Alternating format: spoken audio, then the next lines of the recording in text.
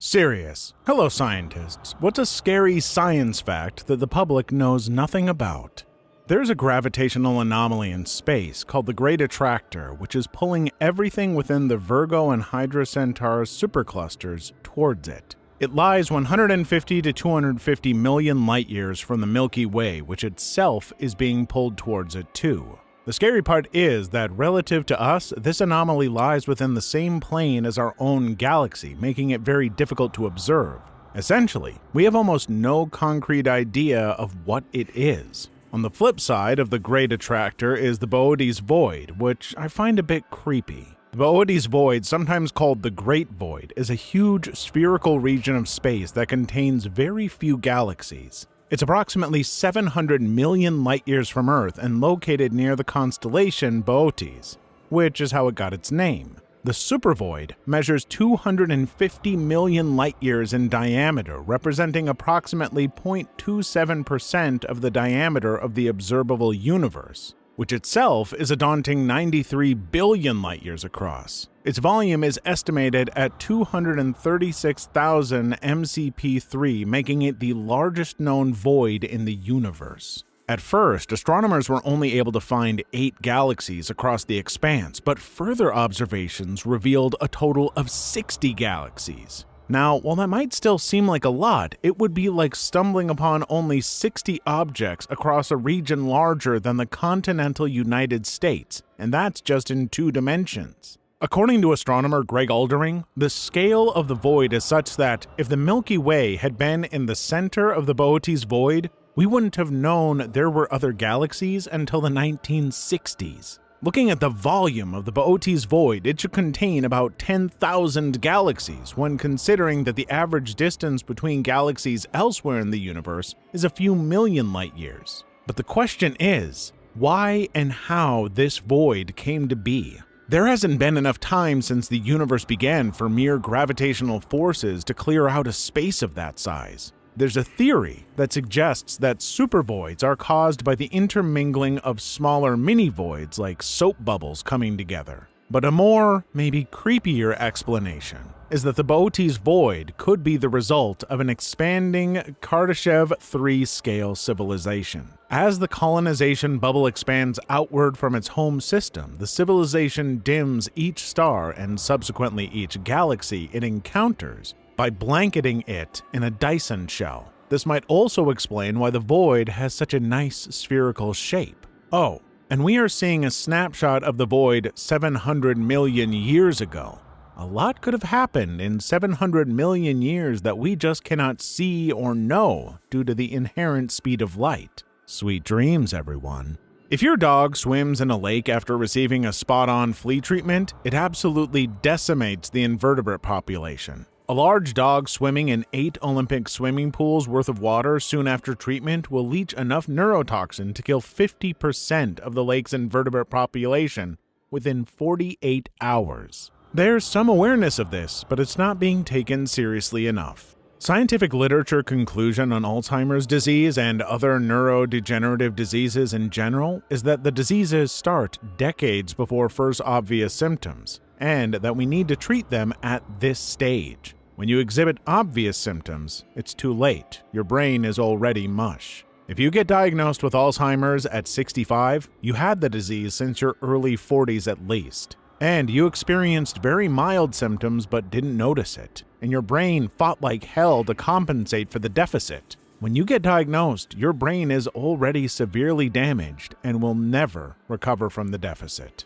Cancer geneticist here. Most cases of cancer that are sequenced generally just denote the prognosis or how long a patient has to live, rather than treatment options. People always say, let's cure cancer. However, this simplifies cancer as though it's only one disease. It's far more complicated than that. I studied at one of the largest cancer hospitals in the world, where the motto is to make cancer history, but the only obtainable goal is to make it chronic. We study and research as much as possible, but every cancer requires different research, and unfortunately, the powers that be often prohibit funding and proficient research. It's work I am passionate about, but also a broken system that is infuriating to work in.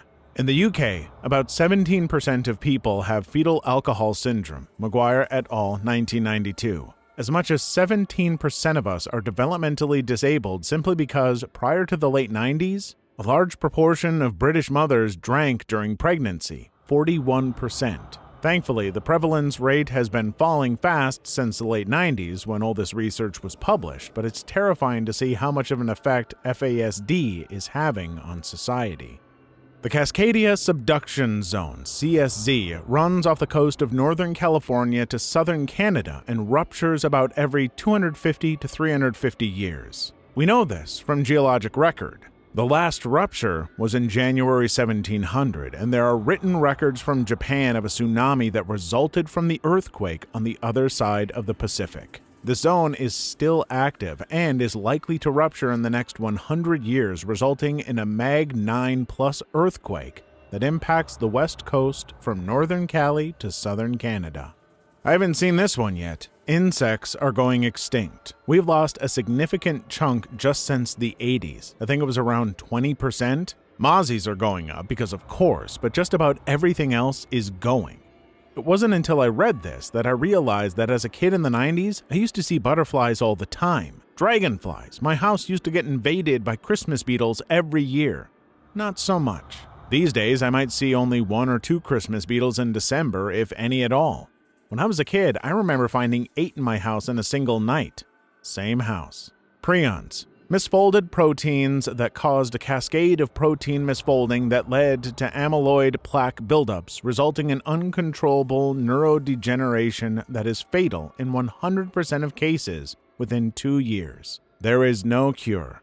We don't understand what causes it. We don't understand the mechanism of the misfolding cascade. We don't even fully understand the structure of the misfolded proteins. It could, in theory, happen to anyone at any time, and there's no way to tell until you start showing symptoms, at which point you might have 18 months to live if you're lucky, the last 6 of which will be intensely unpleasant. I don't know if I'd call it science per se, or call myself a scientist, lol, but I'm a former funeral director. And one of the first things you learn in your actual funeral sciences class is that people over a certain body fat percentage will start a literal grease fire in your crematory oven if you don't bake them at the proper temp and duration. Cold start, low and slow is key. Everyone knows about scurvy, but the reason it's so terrifying is usually less known. You see, scar tissue is not permanent. The process to build and maintain scar tissue is constantly ongoing. When you become vitamin C deficient, your scar tissue starts being reabsorbed by your body, opening up any and all old wounds. If you have ever had surgery, those internal incisions will open back up. Fortunately, it doesn't take a lot of vitamin C, and it's abundant in our food sources, but it's still a little creepy that you could just start falling apart without it. Soil science-adjacent researcher here.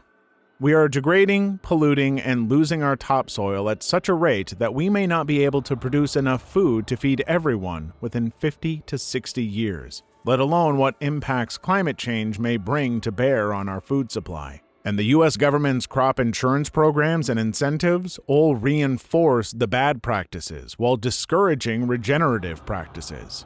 These bad policies are extremely hard to change because of lobbying from the major agribusiness companies who make money off of these short-sighted policies. Our food supply is further threatened by our agricultural overdependence on aquifer water, which is not being replenished, making it an unsustainable source of water. If the aquifers are overdrawn, depleted, or polluted, we hit a hard wall of water scarcity, and we will have no backups to address the problem with. The drawdown of the aquifers also causes land subsidence, which causes costly infrastructure and building damage. The general public does not realize the impending crisis that will be caused by the confluence of these factors. Here are a few scary medical science facts regarding CPR that you won't often hear in your first aid/CPR class put on in school. I only learned this stuff after schooling to become an EMT. What's the success rate of CPR? The average person assumes 75% or greater. In reality, it's barely 10%. It's one of the first things they told us in training because all new people have way too high of an expectation to the effectiveness of CPR. It can be very depressing when you're doing everything you were trained and aren't getting the results you think you should be getting. The time from collapse to the administration of a shock via AED is absolutely paramount.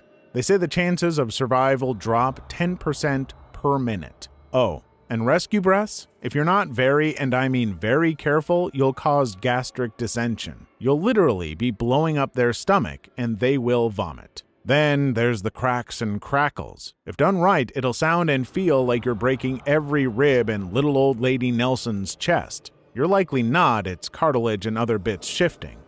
Although if you're a bit too vigorous, you may very well break a rib or two. But hey, they're already dead, so it doesn't matter. They'd rather be alive with a broken rib than dead. If you live in the Netherlands and your house is older than, let's say, 100 years and you've not renovated your plumbing, chances are fairly high that you can get lead poisoning. It is impossible for water treatment companies to pin where they are and how many, and many buildings' plans do not include the plumbing schematics. So check your pipes for lead. They can do harm, especially to children. Most cosmetic items that say they contain ingredients like different plant extracts have just enough to say that it's in there, but not enough to actually help you. Like a few grams in a batch that's a couple of thousand gallons. If it isn't an FDA-regulated component, like for example salicylic acid in a shampoo for people with dandruff, there's literally nothing stopping companies from putting virtually undetectable amounts of ingredients into stuff just to be able to say it's there.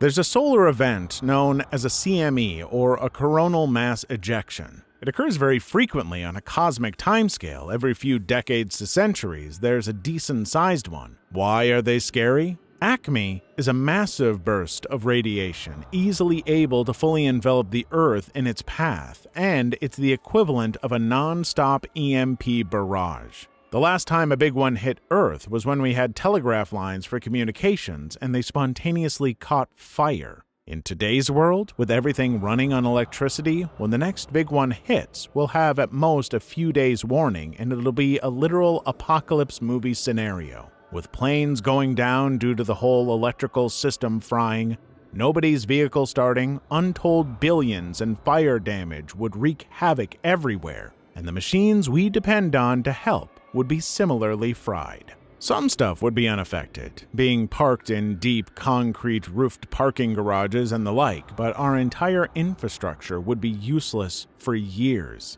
It'd literally send us into a mini dark age while people try to get things working again.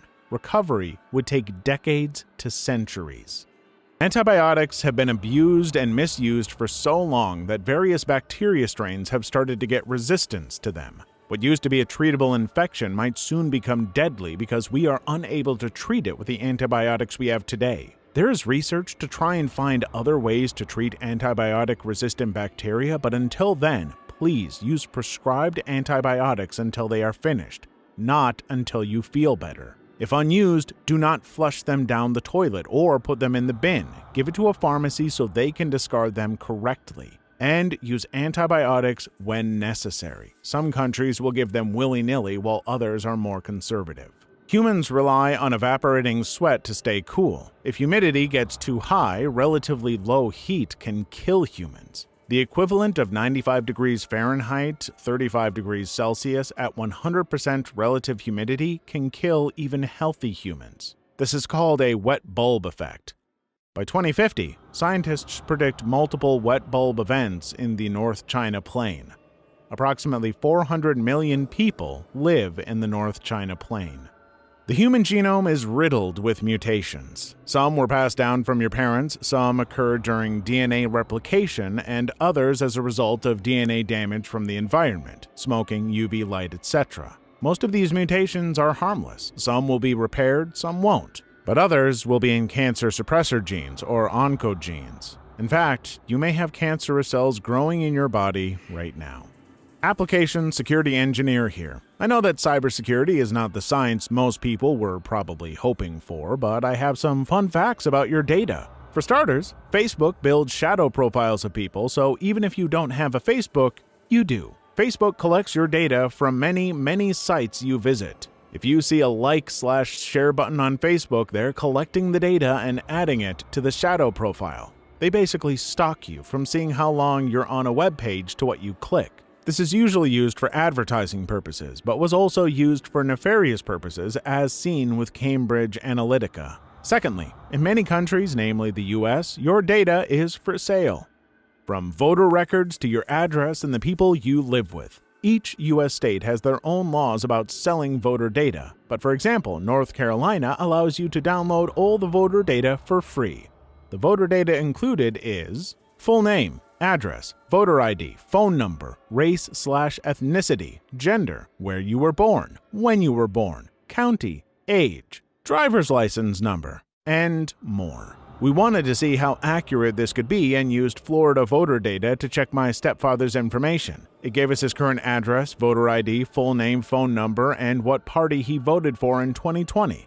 It was also all accurate. Third, with breaches like the one we saw with Facebook, people can cross-reference your information and find you easily. If you think about it, this could lead to extreme terrorism from people who don't agree with you politically, which is pretty scary. Finally, if you toss in a website like White Pages, they can cross-reference this information to find friends, family, previous numbers, addresses, and sometimes emails of you and your loved ones. And all this information is protected only by a paywall. If they want to really get into the OSINT of this, they can look for breaches on your email or number and database dumps on sites like dhashed.com and could even potentially take over your accounts. Some breaches might even include hacked voter data, which straight up leaks your social security number. Botox is made from the botulinum toxin. This toxin is produced by the bacterium Clostridium botulinum and is considered to be one of the most poisonous, lethal substances known to mankind. The toxin is a neurotoxin that blocks nerve signals to muscles. Consequently, it prevents muscles injected with Botox from contracting, tensing, so they become weak or paralyzed, thus improving the appearance of wrinkles and fine lines. Fortunately, though, Botox is only injected in small, targeted doses and is considered extremely safe, as long as it's made and provided by a licensed professional. The original nuclear bombs leveled the cities they detonated over, yet are considered puny by today's standards. The most powerful nuclear bomb ever created, the Tsar Bomba, had an explosive yield 3,000 times more powerful than the original nuclear bombs, and its power was calculated to be more than 10 times the combined power of every single munition used in World War II. That includes every bullet fired, every grenade thrown, every artillery shell fired, every bomb dropped, and of course, the 2 nuclear bombs dropped. It was detonated 4 kilometers from the ground over the remote Cerveny Island, yet still completely destroyed towns within a couple of 100 kilometers of the blast and broke windows as far away as Copenhagen, Denmark. The shockwave from the blast circled the globe 9 times. The plane that dropped it was given a 50-50 chance of survival. Yet, the bomb was originally designed to be twice as powerful.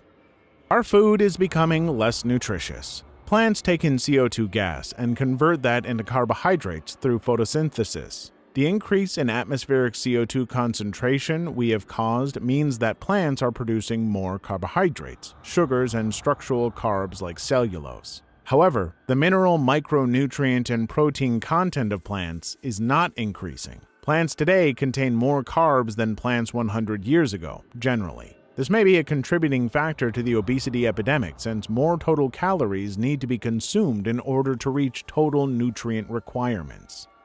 Physical oceanography. The world's climate is driven by the meridional overturning circulation, what you might have heard of as the global conveyor belt.